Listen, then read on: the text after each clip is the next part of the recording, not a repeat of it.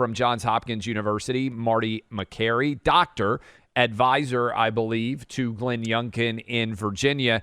Dr. Makary, you've got a great piece up in the Wall Street Journal editorial page. I think it'll be in the newspaper tomorrow, if I'm not mistaken, because I didn't see it today when I was reading. But I want to start with this question for you, Doctor. When you see New York City making 2-year-olds to 5-year-olds wear masks, the only people right now in all of New York City that are required to wear masks, your reaction as a doctor is what? Well, good to be with you guys.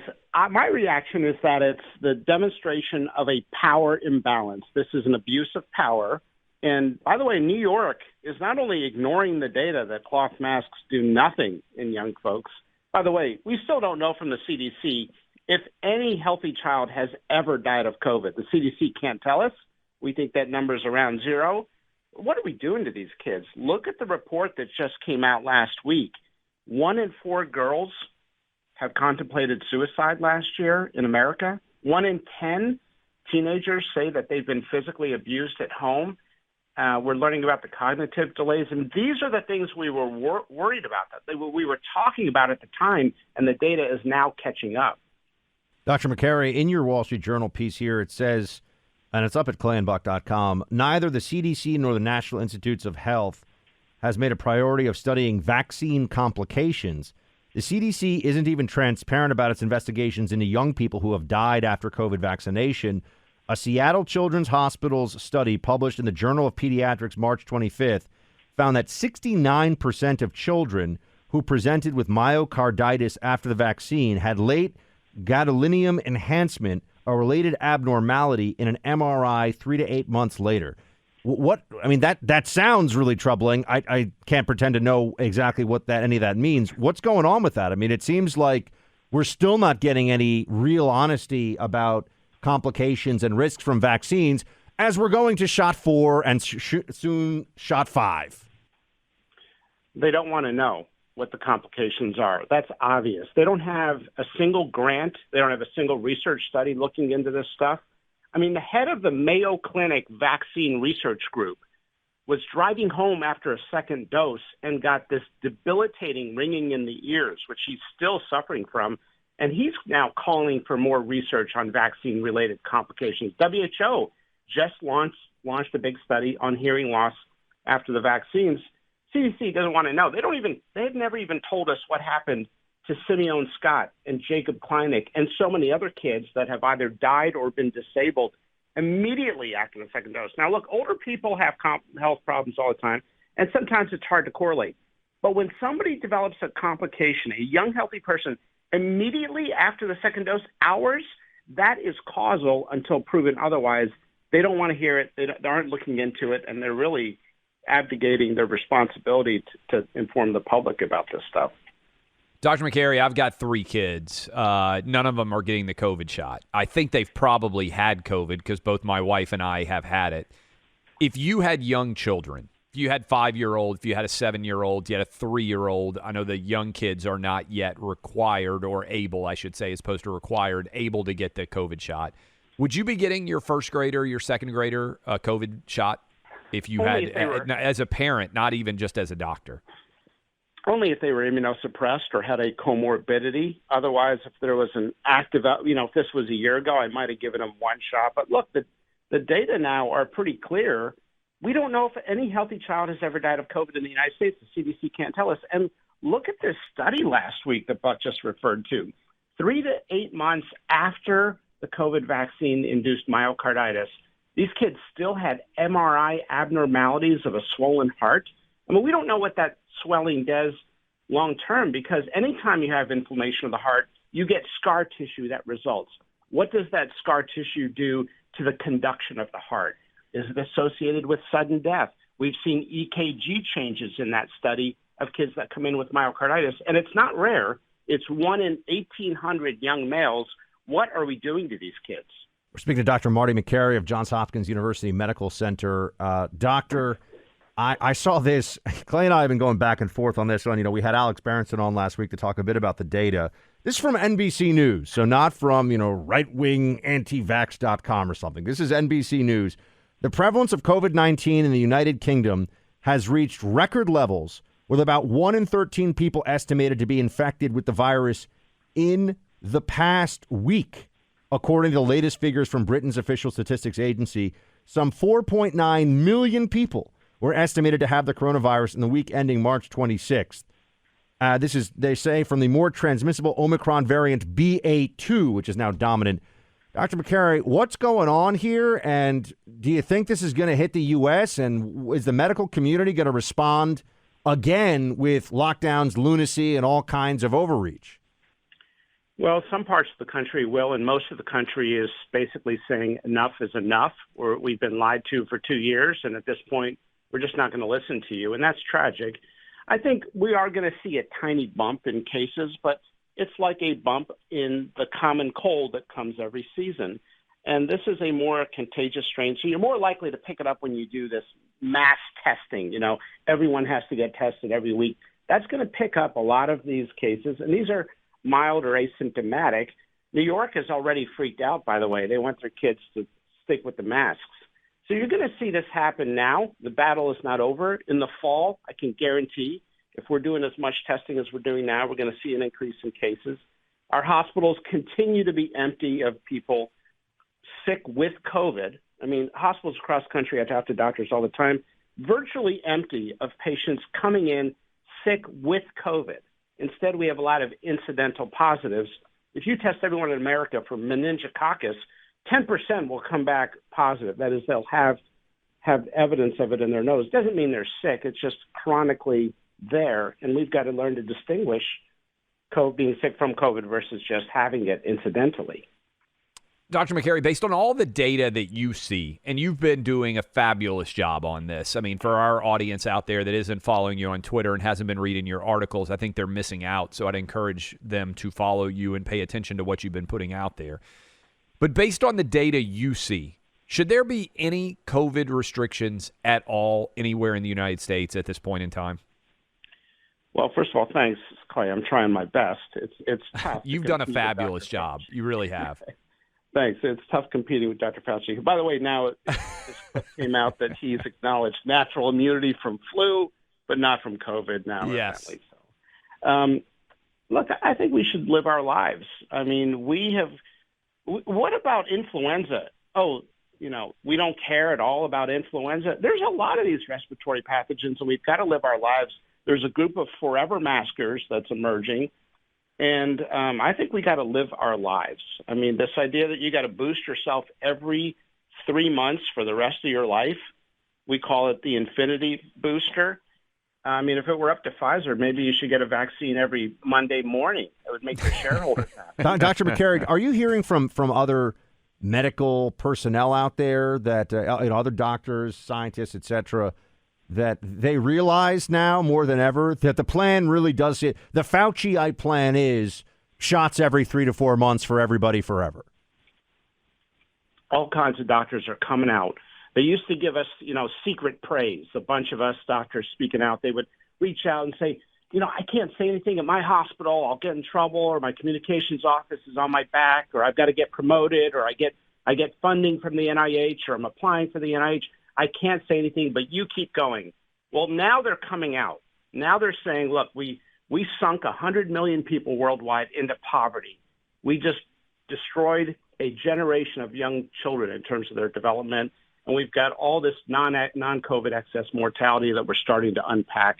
They're starting to come out. You're seeing it now with the booster issue. The FDA bypassed their experts to authorize the fourth dose. They also gave Pfizer more than what they asked for. Pfizer applied for the fourth dose in people over 65. The FDA gave it to them for people over 50. I mean, when does the FDA give you more than you apply for? Something very funny is going on. And I think a lot of doctors are seeing how pharma basically has a hammerlock on American medicine, on the journals, on the institutions. And the White House and Big Pharma think that the FDA belongs to them, but it doesn't. Dr. Makary, Fabulous thanks so much. stuff. We really appreciate it as always. Please come back. We'll be talking to you more about this one. Hopefully next time, at least the masks will be off the toddlers here in New York City, but I'm not going to hold my breath. Thanks, Doc. Thanks. With us right now, the Attorney General of the state of Arizona, Mark Brnovich, to talk about the illegal migration tsunami that is expected at our southern border. Attorney General Brnovich, thanks for being with us. Oh, thanks, guys, for having me on. I really appreciate it. First, can you just tell everybody, because we hear about Title 42. We've explained to this audience, and they're very attuned to the border, but we know that it is a CDC authority that allows for some people in some circumstances who cross illegally to be immediately or almost immediately turned away and repatriated or pushed back across the border, however it works. Can you give us a sense of how much this has been used? I mean, what are the numbers like? Because right now it sounds like if this goes, they're going to be putting a big crack in the dam. What's happening? Well, we believe that the policy has been used to expel more than 1.7 million migrants. And so we know that as a result of the failed Biden policies, more than 2 million alone have crossed within the last year. So we're talking about essentially double the amount of people. And there are some estimates. We know that they are estimating that once this is lifted, it sends another message that the Biden administration has decriminalized and incentivized people coming here. And it's anticipated 540,000 people will come here in a month. I mean, that's literally like the entire population of Baltimore in 1 month coming to the United States. It's overwhelming, social services. It's having a detrimental impact on taxpayers. But one of the things I talk about all the time, guys, is I was a gang prosecutor. I've prosecuted a lot of cases in my life, and the cartels have seized control of our southern border. They're enriching themselves. We see the price of drugs falling, and everyone or anything crossing that border, whether it's methamphetamine, whether it's fentanyl, or human beings, the cartels are making money off of it, and they're becoming richer and more powerful. So shame on Joe Biden for trying to get rid of one of the few things that's stopping essentially a catastrophe from becoming an unmitigated disaster that's going to essentially destroy this country. You hit on something that I think is key, and I want to expound on it a bit here if we can. That is, this word of what is changing at our border is going to spread telephone style all throughout Latin America. And the message that is going to be conveyed there is Joe Biden is opening up the border. Everybody needs to come now. So it's not only the change in our policy, it's the way that the change in our policy is going to be communicated to everyone in Latin America that is going to create an unprecedented surge. Is that fair, Attorney General Brnovich, to characterize that as likely to what is going to happen with this change in American policy? Yeah, absolutely. The president's actions have consequences. I mean, and all you have to do is look at what's going on right now in Ukraine. As a result of the Biden administration's ham-fisted withdrawal, surrender in Afghanistan, after so many people risked their, lives and blood and treasure were spent in Afghanistan, the way he essentially cut tail and ran, left our equipment there, sent a message to the Russians, the Chinese and stuff that America is weak. There's a reason why China now is going to buy oil. Or the Saudis are going to let the Chinese use the yuan to buy oil. The reason why Russia went into Ukraine. And so these all have consequences, what the president does. And so when the president of the United States essentially has decriminalized, people coming over, there's no consequences for it.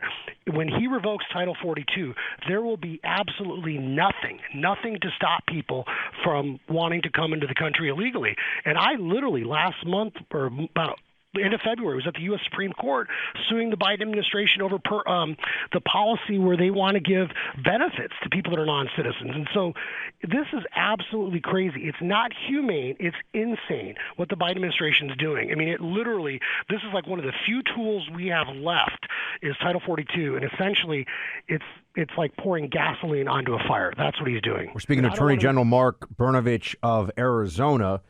And Mr. Attorney General, I want to know if you could just tell everybody, let's say that the projections right now of 1 million that would try to cross after Title 42 is lifted over a 6 to 8 week period is what I've been seeing. If 1 million people try to cross over in 6 weeks illegally, what does that do to law enforcement, to the resources we have there, and to the whole immigration process we have? Obviously, the system cannot handle it. It cannot take it. We are already at the breaking point on so many different levels. I don't know if you guys know. I'm a first-generation American. My parents lived through World War II. They escaped communism. I know why people want to come to this country. The Biden administration wants to spend hundreds of millions of dollars studying the root causes. The reason why people come here is because the rule of law means something. We have a constitution. We have a system of place where if you follow the rules, you play by the rules, you can get ahead. And what the Biden administration is essentially doing is this ultra-progressive dream of essentially, undermining law enforcement and picking winners and losers when it comes to the law. And so, yes, the system will be overwhelmed on so many levels. Financially, think about this, guys. Hardworking taxpayers that pay into the safety net, you now have people that have entered the country illegally being put up at hotels. I mean, I know my mom and her friends from church talk all the time about how, like, when they came here, no one put them on planes to go visit their cousins or, gave them three square meals a day. Instead, they had to work 3 jobs. And so we are a land of immigrants, but we are not the land of the welfare state. We are a land where the rule of law has to mean something, and the Biden administration is systematically undermining that. And so, as I said, they literally have decriminalized it. They're not deporting people with deportation orders, which we also sued him on and won a case last week on that issue. And now they essentially are incentivizing, and there is absolutely nothing to deter people from coming here. So make no mistake about it. The word will get out on the street, and now with social media and everything else, people in Central America, South America, all over the world are going to come to the United States because there's absolutely no consequences, and they're getting benefits.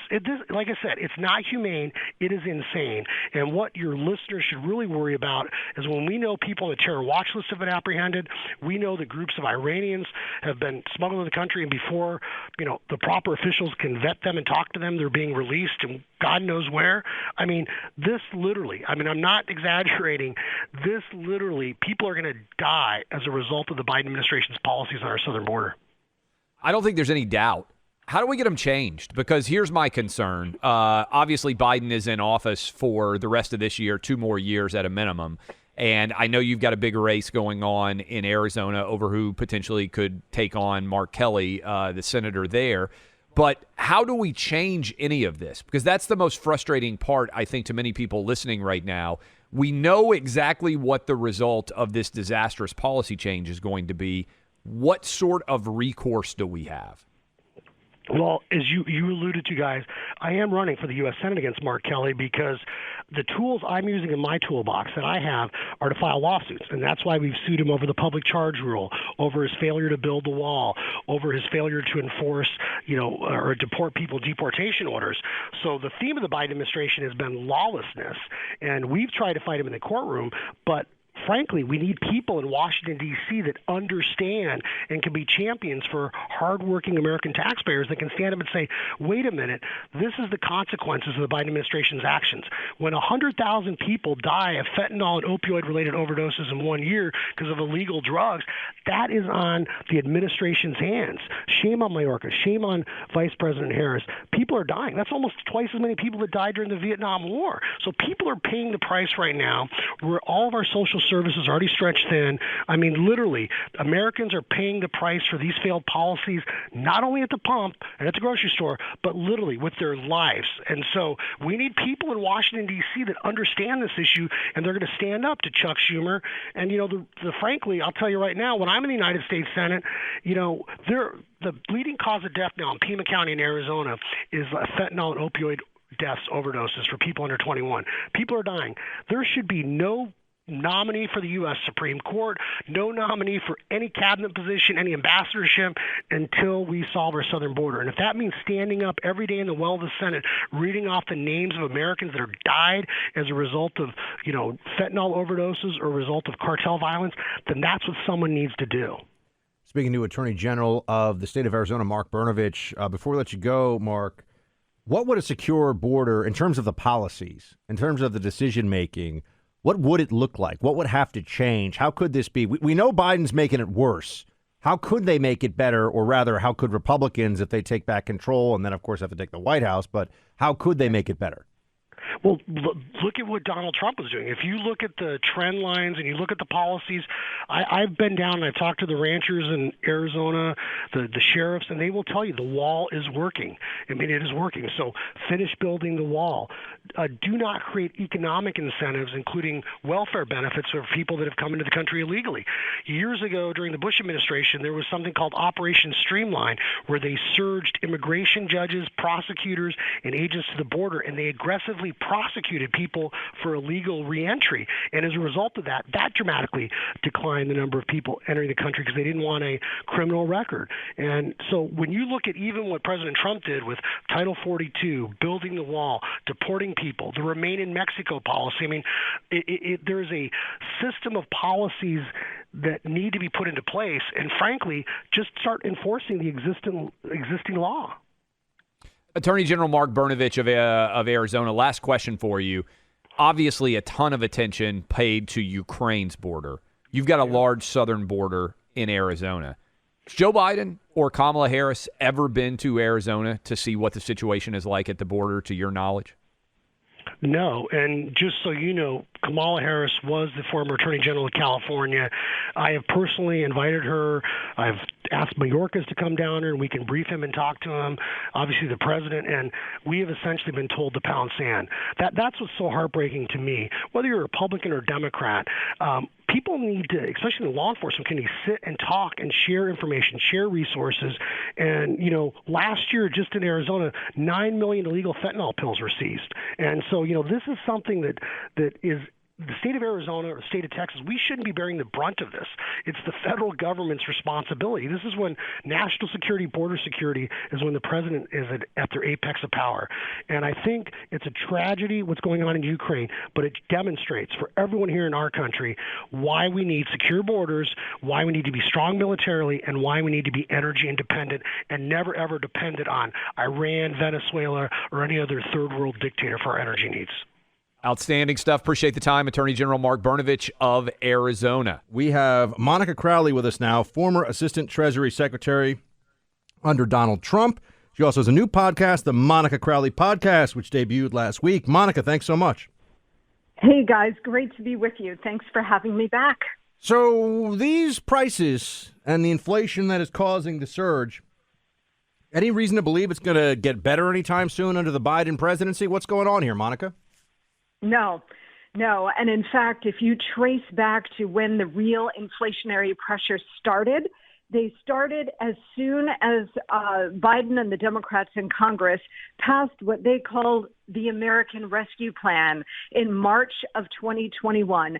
They claimed that the economy needed ever greater support coming out of the COVID pandemic, so they passed a nearly $2 trillion package, which was a whole lot of left-wing wish list items and not a whole lot geared for actual COVID support for communities and businesses. So they passed this $2 trillion that we don't have. That was unnecessary spending. And as soon as that happened, guys, you saw the inflationary pressure start and you started to see prices climb. That spiral, that once it begins and once it becomes entrenched, very difficult to get rid of, very difficult to dislodge. And then on top of that, you've got the pressures coming from the energy sector, which Joe Biden and his team have crushed. And so you've got fuel, which is factored into everything that we use and consume. Those prices have gone way up. Those prices are extremely volatile because of that, and also what's going on in the world with Russia and Ukraine and so on. So between those two things, your inflationary pressures coming from out of control Democrat spending, plus the Fed going crazy all these years, plus the inflationary pressures coming from fuel going sky high. Those two things are a double whammy for every American consumer. Monica, we've got people who are, I read a study on the amount of wage increases. They're actually under what our inflation rate is right now. And there's a denial of what the impact is being. The more you have to spend out there in the community on a day-to-day basis, the more inflation impacts you. How much of a default tax are we dealing with right now on so many working class people who are having to spend all of their money on products and are making far less when you look at the inflation rate than they are bringing in, and they feel that month to month in their pocketbooks. Yeah, it's a really important point. Inflation is a tax. Sometimes it's called a hidden tax because it's built into the prices of everything that you buy. But it's not so hidden anymore. It's right there in our faces, guys. Every day we go to the grocery store or go to fill up our tank, it's right there. But it's also a regressive tax, meaning that when prices are higher, it actually impacts the middle class, the working class, and the poor most of all, because they're least able to withstand price hikes. So while the Democrats run around and talk a good game about wanting to lower employment and champion the little guy and the working man and woman, that's all nonsense because inflation is hitting them most of all. When you talk about wages, yes, wages are going up, and that's generally a good thing. You all want to make more money, right? But when you're in an inflationary environment like this, what happens is if inflation is outstripping your wage increases, well, then you're actually in a deficit, and you keep getting in a deeper and deeper hole with every passing week or every passing month of inflation. And it ends up being a very destructive spiral. Because if you're not earning enough to pay for basic items, you're going to go to your boss and say, I need to make more money. Now, he may or may not give that to you, but prices continue to go up. And so in order to afford those things, you have to earn more. It ends up being a very vicious cycle. And as we learned from the late 70s and early 80s, when we saw the last time we saw this kind of inflation, it's a very painful thing to dislodge. And last time we saw this, we saw interest rates at like 18, 19%. And we saw massive, massive recession. And President Reagan came in with his Fed chief, Paul Volcker. And Reagan said to Volcker, do what you need to do to fix this. And so the levers that they used were very painful. And guys, I'm not sure that the average American or certainly people on Capitol Hill or in the Biden White House understand what needs to be done. And if they do, maybe they just don't care because they like the economic chaos. They need it in order to slam in their bigger socialist agenda. We're speaking to Monica Crowley, former Assistant Treasury Secretary under Donald Trump. New podcast out, just debuted, the Monica Crowley podcast. Monica, the energy component of this, I think, has been really interesting, and I would hope that people would spend more time. The media won't do it, but if people look, they can find that the Russians were funding anti-fracking movements in the West, of course, because they realized that was in their geostrategic or geopolitical interests. And the Biden White House still seems to cling to this, well, we're not in the way of energy production, but we also want the energy production to switch to clean energy. And also the profiteers are what we should call the people running the oil companies, for example. And maybe everyone should just go buy a Tesla and stop being such peasants. I mean, it doesn't seem like it makes sense. They can't have it both ways. They're either opposed to fossil fuel production or they're not. Right. Well, yes, they talk a good game about, we'd like to see more domestic energy production, but they don't really mean that. You see Pete Buttigieg and others just saying sort of like the Psaki line about, if things really stink, just go have a margarita and go buy an electric car. That's what their whole attitude. And that's why their poll numbers are down in the gutter. Look, the one big thing that I think everybody needs to understand is that when Biden and the Democrats talk about we need cleaner energy. That top line sounds like a very good thing. Everybody wants cleaner energy. Then they talk about, we got to end our dependence on fossil fuels. So therefore we're going to really cripple American domestic production because that'll force us into cleaner production. What you need to understand is that there's some concern among them about the environment and climate change. Yes, that's true. But the bigger reason they are doing this is because energy is the biggest lever available to them in the economy to transform the economy. So that's why they keep targeting energy. Yes, they're crushing small businesses. Yes, they're assaulting other sectors. But energy is the biggest one of them all. That's why they are so relentless in crushing production here, because once they do that, they'll be able to re-engineer the U.S. economy in their own image of a more collectivist, Marxist kind of model. And once they knock out the United States, then the world follows.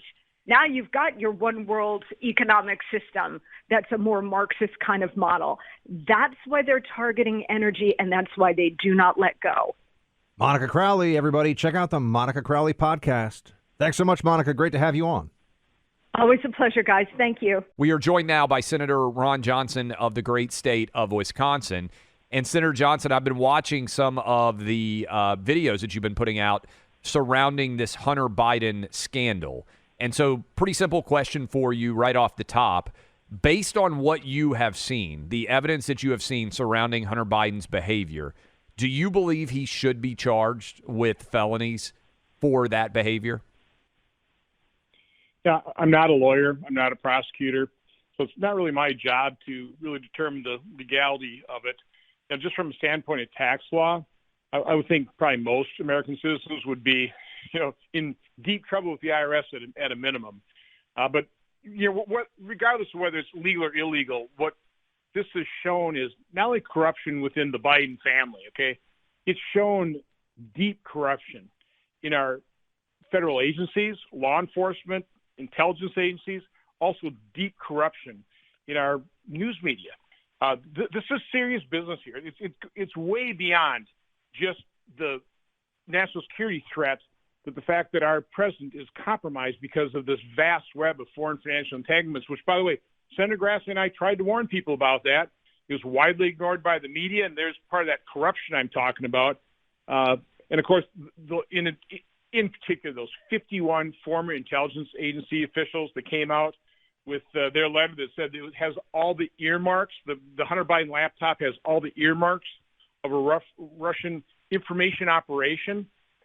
Their letter was an information operation. That was disinformation right there, designed to really interfere with the election. What they did, what those 51 intelligence agencies operatives did, as well as the complicit media, they interfered in the 2020 election to a far greater extent than anything Russia ever could have hoped to accomplish. People need to understand the severity, how egregious their conduct was. Senator Johnson, speaking of election interference, as we know, the social media platforms pushed that Hunter Biden story out of public view, suppressed it with everything they had. I'm sure you've seen the news about Elon Musk taking a big stake in Twitter, and now, as of today, it's announced he will be on the board. Do you think that this is going to bring about major change, and are we actually going to start to have a digital public square where people can really share ideas? Well, that is an interesting move. I've never met Elon Musk. He seems to be a pretty intriguing individual, to say the least. Obviously brilliant in so many different areas. So he certainly has been pushing for freedom of speech, for transparency. And so I look forward to seeing what kind of impact he'll have on Twitter. All I can say is, I obviously use Twitter. You kind of have to. Most of the comments coming back at me are just nasty. So you're not alone there, Senator, for what it's worth. You should see the mentions that Clay, and Clay's mentions, my mentions, If I tell somebody I don't like soy milk, all of a sudden everyone's telling me to go jump off a bridge with a lot of expletives. Yeah, do you read the mentions yourself ever, Senator? Like, I'm always curious. Like, you're obviously one of 100 senators. Do you ever go into the mentions like late at night and just scroll through and read what people are saying, or do you try to mostly ignore it and just use it as a megaphone to share whatever you think and not really pay attention to what comes back? Yeah, I'm not a real masochist from that standpoint. My wife does pay attention to it. That's why I say, she goes, "Why do you do that? Why do you use Facebook? Everything's like 99.9% negative and nasty." Yeah. Again, by the way, is that just the liberal mindset? Yeah, I always view conservatives. We've got a good sense of humor. I listen to your show. Yeah. We actually laugh. We laugh at ourselves. We laugh at life. We love life. Liberals just seem to be just angry and nasty. And certainly that's how they come across on social media. Just like no sense of humor at all. Just perpetually angry. Speaking of which, this is actually funny, not intentional. I'm sure you saw it. I think it was Jennifer Rubin had a Washington Post editorial where she said, Oh, you know what? The economy is great except for inflation. I know you're in Wisconsin. You got a lot of people that are dealing with high gas prices, soaring inflation. What are your constituents saying? Not the ones who are screaming at you on Facebook and Twitter, but the ones that you actually meet face to face about the inflation challenges, gas prices, what you're seeing on the ground all over Wisconsin and frankly around the country as well. Well, first of all, businesses, their number one complaint continues to be they can't hire enough people. Yeah. And so that just certainly sparks the supply dislocation. Yeah, but Senator, why is that? Why are they having trouble? You talk to the business community. I just want to know, why are they saying they can't find? I think people need to hear this. Why can't they get the workers they need? Well, we've really had a worker shortage, particularly in manufacturing, for quite some time. First of all, we tell all the kids you have to get a 4-year degree, so you don't have people wanting to, I guess, dirty their hands in manufacturing. They don't want to build things anymore. That's one problem. But we just don't have a high enough birth rate to produce the increase in our labor force that we're going to need to grow our economy 3%. We need a functioning legal immigration system. So we just don't have enough workers, but it's being exacerbated by Democrat policies. We've printed all these dollars, right? The Fed has added $9 trillion to its balance sheet, which means that's how many dollars they've printed, chasing too few goods, and we're spending those dollars on programs making it possible for people not to enter the workforce. So we've got somewhere between 5 and 10, 11 million jobs unfilled. Every time I hear the month-end jobs report, X number of jobs created, no, that's the number of jobs filled. We still have millions of jobs going unfilled. And again, we're paying people through these programs makes it easy for them to sit on the sidelines. So it's literally a triple whammy. You engage in a war on fossil fuels. You cancel things like the Keystone XL pipeline, which they shot across the bow announcing their war on fossil fuels. In other words, their desire to increase energy prices, print way too many dollars, chasing too few goods, and you encourage people not to enter their workforce, you have even fewer goods. Triple whammy. It didn't just happen. That's Democrat policies, and I hope Americans are paying attention. We're speaking to Senator Ron Johnson of Wisconsin. Senator, you may have seen, I think it's Deutsche Bank is the first major U.S. bank to forecast a recession next year. And billionaire investor Ray Dalio is saying that he expects the Biden administration is going to send America back to the 1970s and a period of stagflation. Recession, stagflation, these are things folks don't want to hear. Do you think that's where we're heading? And do you think there's anything that can be done to avert those things? Well, check the audio tape. I've been predicting stagflation for well over a year.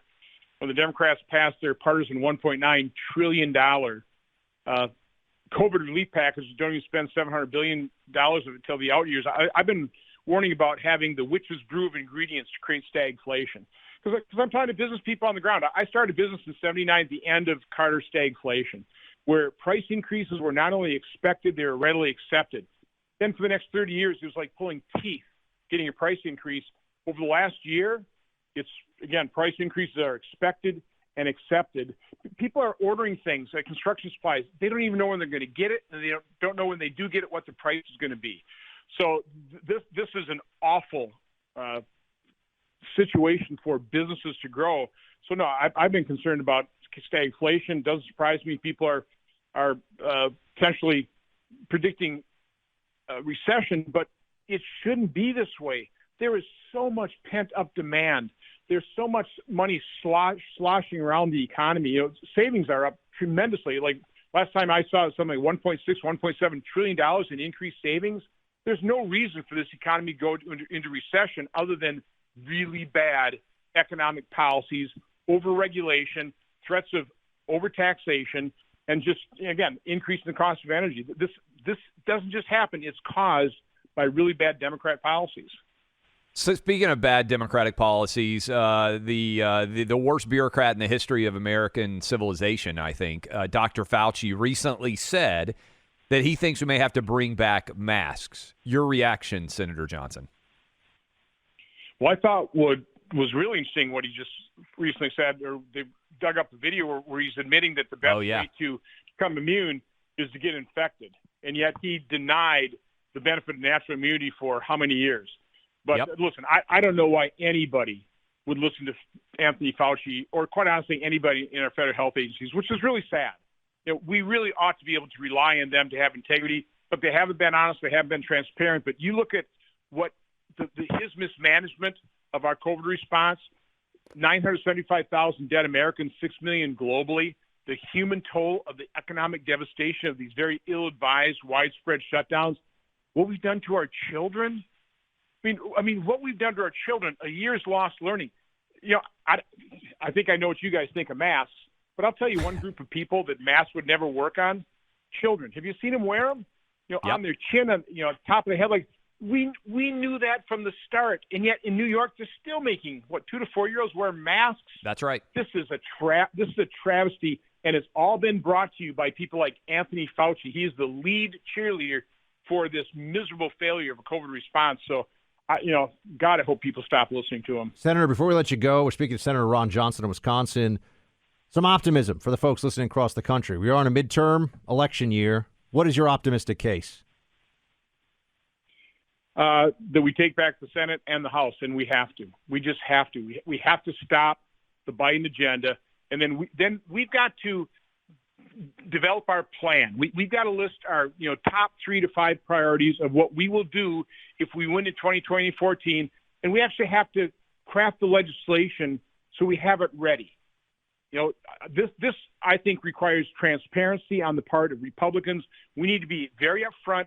This is what we will do if you give us the governing powers, so that when we have those governing powers, not like what happened with Obamacare, we actually are able to implement it, but we have a mandate to do so. So I completely support people like Rick Scott, who've listed out his agenda. I would like to have one, coming from Congress, the House and the Senate together, Republicans.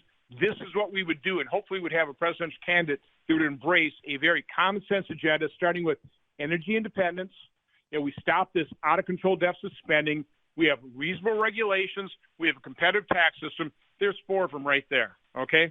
That ought to be an agenda we should be able to win on and then implement if elected. Senator Johnson of Wisconsin, thanks so much, sir. Good to have you on.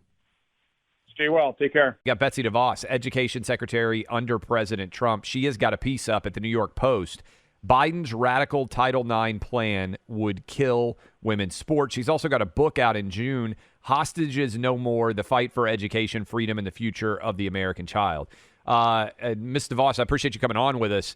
This, by the way, you did a phenomenal job on Title IX investigations on college campuses. They had turned completely into kangaroo courts, and I don't think you get enough credit for it. And I know the Biden administration has tried to walk back some of the protections you gave to students, but the Obama administration errors in the Title IX investigations in particular into sexual assault were a travesty of justice. So I want to start by saying thank you. And what is the latest? Because I know many people out there have sons and daughters on college campuses, and these kangaroo courts as it pertains to Title IX were a total joke. Where are we now with those? Well, first of all, happy birthday. Thank you.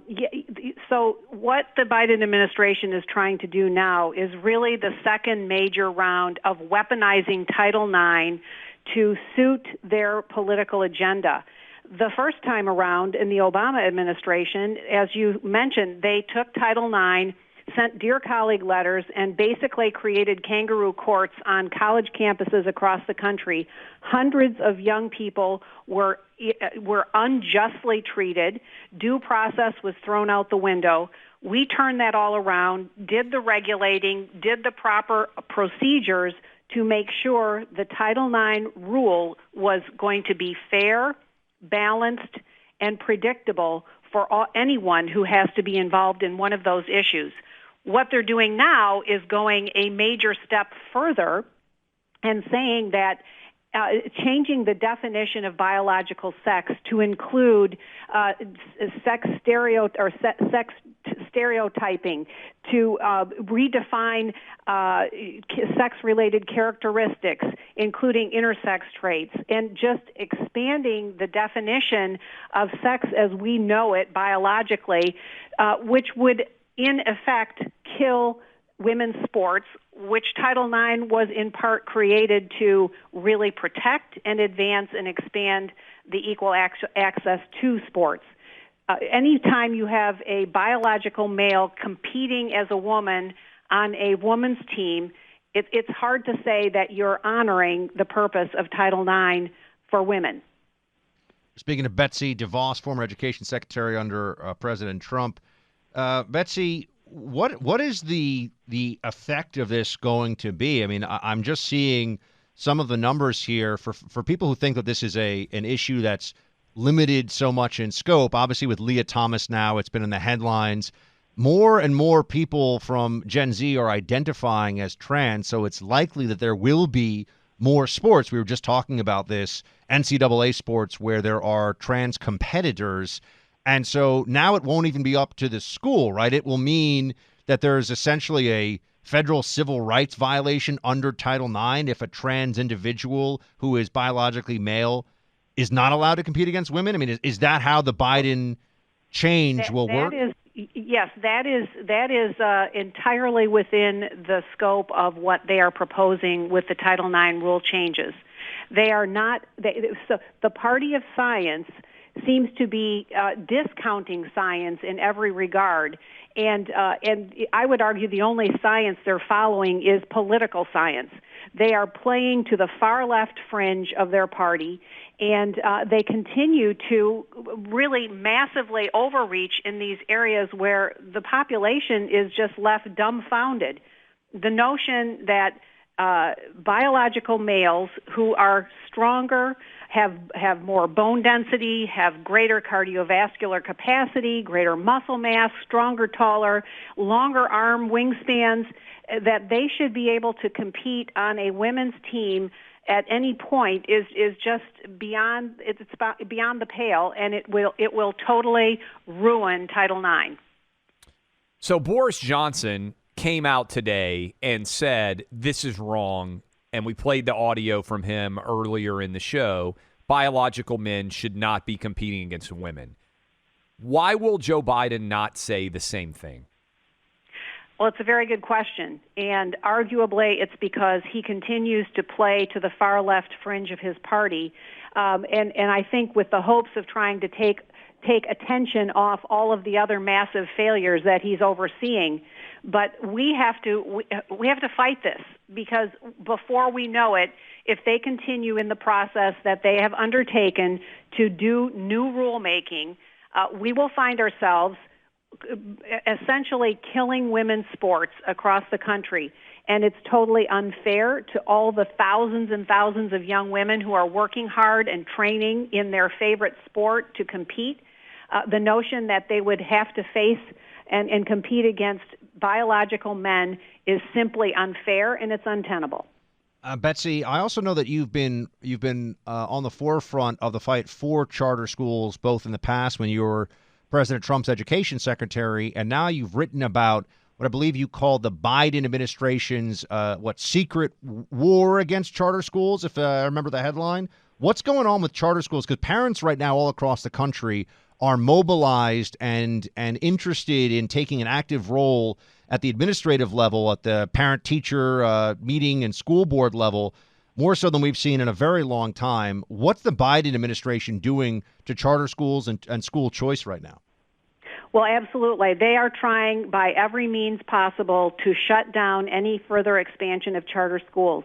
So while there are over 1 million kids that we know of on wait lists to get into charter schools across the country, the Biden administration, through the Department of Education, is putting out new rules that will essentially eliminate any charter expansion by requiring districts to prove that the traditional public schools are over capacity, and that there's too many students for them to be able to handle.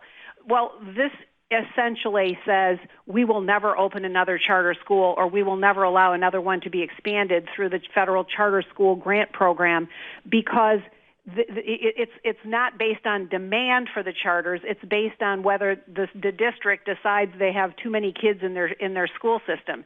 That's never going to happen. We've seen all of the politics played regularly by the teachers union in the system, and so they are trying to effectively kill charter expansion and expanding opportunities for parents to choose the right setting for their kids.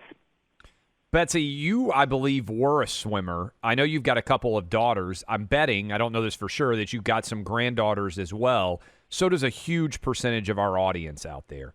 What should we do, really, to be aggressive? What would you tell those women who are competing against biological men? They're in a tough spot, too. What advice would you give them? What would you say for people out there with their granddaughters, with their daughters who are trying to excel in sports, working as hard as they can, and then, boom, suddenly they run right into a biological male who is going to be bigger, stronger, and faster than them, no matter how hard they work? Well, I would urge them to pay attention to this process. So it's a rulemaking process. There will be a time for public comment, and we need to ensure that the Department of Education is deluged with observations, complaints, opinions around what expanding the definition of biological sex will mean for the future of women's sports. Being quiet at this point in time and not raising voices is absolutely the opposite of what should be done. We have got to make sure that every person for whom this is an important issue, and even those who don't think it is, speak up. Tell your members of Congress, write and send your opinions in this rulemaking process so that this will get shut down in its infancy. The book out in June, Hostages No More, The Fight for Education, Freedom, and the Future of the American Child. Betsy DeVos is the author. Betsy, thanks so much for being with us. Appreciate it. It's a pleasure, and have a great birthday. Thank you. Appreciate that.